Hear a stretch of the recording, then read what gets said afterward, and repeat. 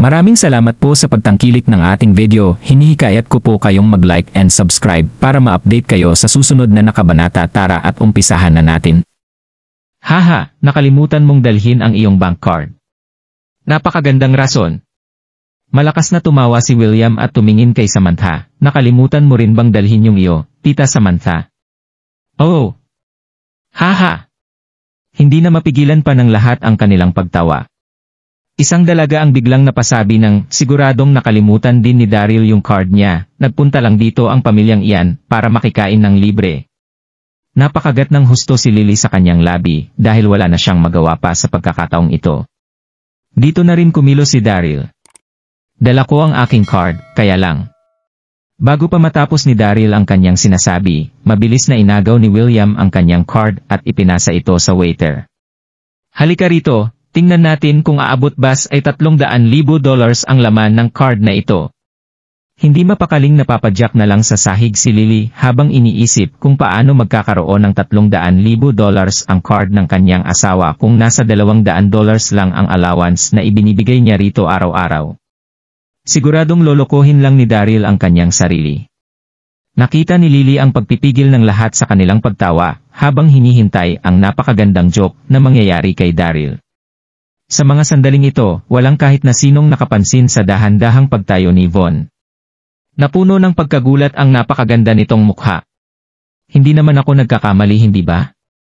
Isa ba itong black card ng Amethyst Bank, sabi ni Von. Agad na naging kasing tahimik ng sementeryo ang kaninang maingay sa tawa ng dining hall. Mukhang naging bato ang lahat sa mga salitang binitawan ni Von. Napakaganda nga ng bank card na ito. Isa itong kulay itim na may kulay gintong guhit na parang isang ribbon, at isang diamante na nakaukit dito. Dalawang nagagandahang mga salita ang napakagandang nakasulat sa bottom right na bahagi ng bank card na nagsasabing, Daryl Darby. Isang black card ng Amethyst Bank. Paano ito naging posible? Maging ang platinum card ni William ay nangangailangan ng hindi baba sa $1 milyong magkaroon nito. Sa taas nito ay ang diamond card, na nangangailangan ng savings na hindi bababa sa $100 milyon. Sa itaas naman ito ay ang VIP card na mayroong laman na hindi bababa sa $500 milyon. At ang pinakamataas sa lahat ng mga card ay ang black card na nangangailangan ng lamang hindi bababa sa $1 bilyong. Mukhang hindi tataas sa 3 ang bilang ng mga card na ito sa buong Donghai City. Walang sino man sa loob ng hotel na ito, maging ang boss na si Wayne ang may black card. Pareho ring natigilan dito sina Lily at Samantha, hindi sila makapagbanggit ng kahit isang salita. Isa lang itong sticker na para sa mga bank card, hindi ba? Biglang sinabi ng isa sa mga bisitang malapit ng matawa. Nakahinga na rin ang lahat sa mga sandaling ito. Mukhang isa lang itong uri ng sticker. Imposibleng magkaroon ng black card ang isang napakadungis na tao. Haha, nakakadiri ka talaga, Daryl. Malakas na tawa ni William. Kahit na hindi namin pansinin ang pagiging mahirap mo, nagawa mo pa ring umarte na parang isang mayaman. Hindi na nagsalita ng kahit na ano si Daryl at nagpakita na lang ng isang ngiti. Lumapit si Lily at nakita ang waiter na kumuha ng card para bayaran ang kanilang bill. Daryl, alisin mo nga ang sticker na yan pag-uwi natin, hindi ka na ba nahiya? At, sapat ba ang laman ng card mo para mabayaran ang bill natin? Hindi maiwasang maitanong ni Lily ng pabulong. Sapat na yung laman nito, inipon ko ang lahat ng allowance na ibinibigay mo sa akin araw-araw. Kaya kung isasama yung naipon ko noon, sapat na ito para mabayaran ang bill natin. Sabi ni Daryl. Hahaha!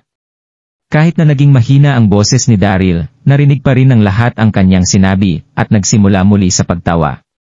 Matapos bayaran ang kani-kanilang mga bill, nagsyalis na ang mga miyembro ng pamilya Lindon. Dito na patagong hinawakan ni Wayne ang braso ni Daryl at agad na isinakay sa kanyang sasakyan.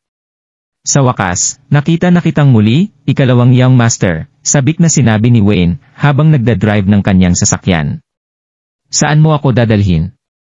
Ipapakilala kita sa ilang mga tao, siguradong gustong-gusto ka na rin nilang makita, nanginig ang mga kamay ni Wayne sa mga sandaling ito. Kaya kailangan mong sumama sa akin. Sige. Sasama na ako sa'yo basta mag-ingat ka lang sa pagdadrive. Sabi ni Daryl. Buwisit, bakit ba sabik na sabik ang lalaking ito? Hindi na niya mahawakan ng maayos ang manibela ng kanyang sasakyan. Mabilis na umandar ang sasakyan at agad na nakarating sa entrance ng isang bar. Ang Moonlit River Bar, ang pinakamarangyang bar sa buong Donghai City.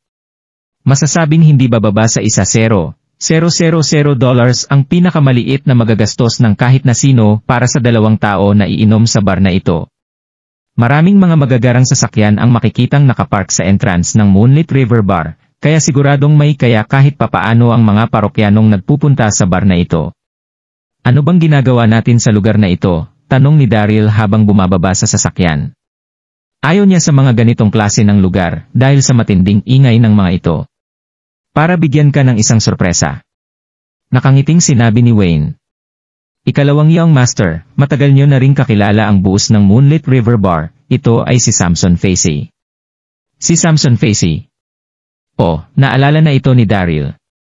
Noong una, isa lang itong all-around na trabahador sa angkan ng mga derby. Naisip ni Daryl na mayroon itong utak, kaya pinromote niya ito sa isang managerial na posisyon.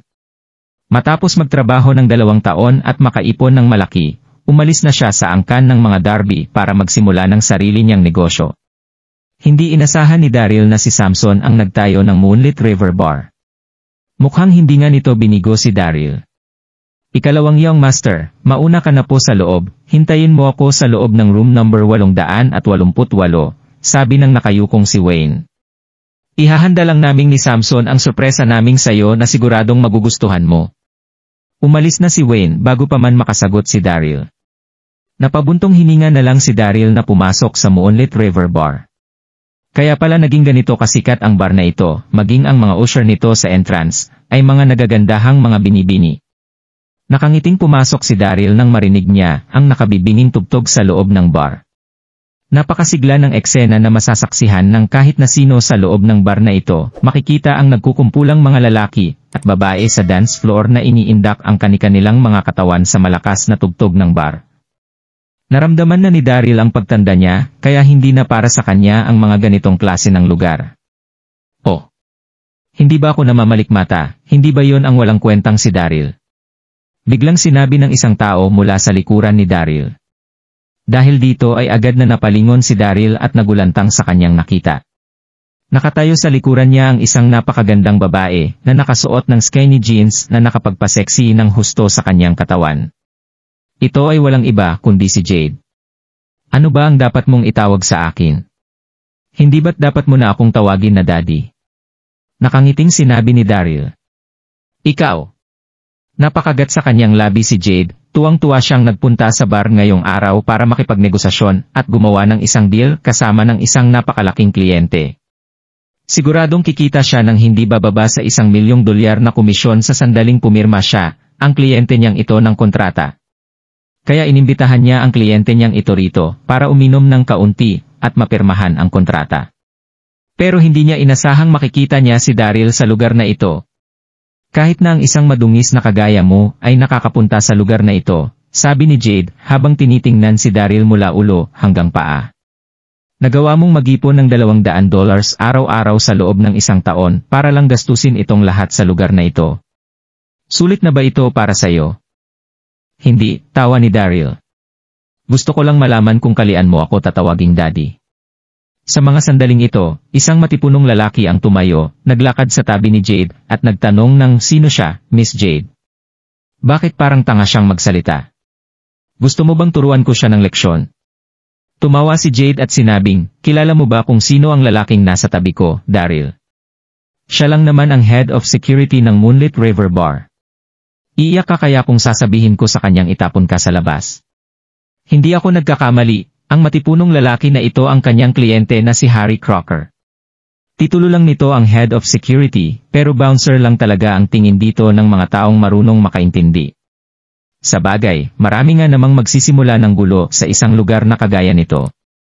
Sikat si Harry sa buong Donghai City na mayroong 20 hanggang 30 na tauhang nagbabantay sa buong lugar na ito. Naririnig mo ba yon, Palito? Umalis ka na sa lugar na ito. Gigil na sinabi ni Harry habang umaabante palapit kay Daryl. Ano bang problema ng mga usher na yon para magpapasok ng isang madungis na tao sa bar na ito? Siguradong hindi man lang aabot sa $2,000 ang sinasahod ng ganitong klase ng lalaki na nakasuto ng mumurahing mga damit, pero nagawa pa rin niyang magpunta sa lugar na ito. Ngumiti lang dito si Daryl, hindi na niya pinansin ang mga sinabi ni Harry at dumiretso na lamang papunta sa room 888. Gawa sa salamin ang lahat ng mga rooms dito. At ang room 888 ay ang room na nakapwesto sa gitna ng bar. Kung titingnan mula sa labas, mukhang isang palasyo ang room 888 na parang pinaka-espesyal na room sa buong bar. Tumigil ka! Sigaw ni Harry nang makita niyang naglalakad si Daryl papunta sa room 888. Naisip nitong pumunta sa bar na ito si Daryl para magsimula ng gulo. Gawa sa ginto ang lahat ng gamit sa loob ng room 888, kaya umaabot sa $800,000 kada oras ang presyo ng pagpapareserve at paggamit nito. Nakaupo na sa loob ng room 888 si Daryl habang hawak-hawak ang isang tasa ng tsaang pinaghahandaan na niyang inumin. Haha! Siguradong ito na ang katapusan ni Daryl. Nakaramdam ng matindi ng tuwa sa dibdib si Jade. Nasisiraan na ba ng bait si Daryl?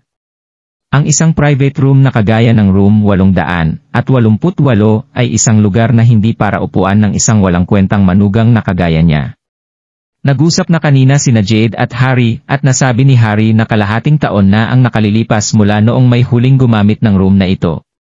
Parang naging maginong ang naging pagtrato ni na Harry at ang buos ng bar na ito, pero hindi pa rin nagawang pumasok ni Harry sa loob ng room 888.